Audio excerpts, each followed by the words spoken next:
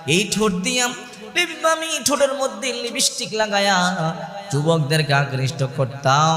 এই জন্য আমার ঠোঁটগুলো খসানো হয়েছে, কেটে ফেলা হয়েছে। তোমার তো একটা দাঁতও নাই, বলে এই দাঁত দিয়া খিলখিলাইয়া হাইসা যুবকদেরকে দেখাইতাম পাগল করবার জন্য।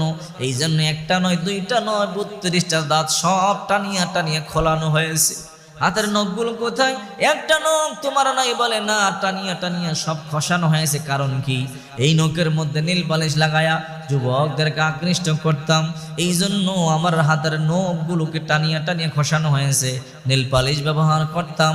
অজু হইতো না, নামাজ পড়তাম না, অজু করতাম না। এই জন্য এইরকম অবস্থা, দেহের মধ্যে গোশত নাই, এইরকম অবস্থা। যুবকেরা অবাক হয়ে গেল। মেয়েটা বললো, এবার দরজা খোলো, তোমাদেরকে এতটুকু মেসেজ দেওয়ার জন্য আল্লাহ আমার এখনো জিন্দা রাখছে। দৌড়াইয়ার কোনো কথা নাই। কবরে চলে গেল। কবরে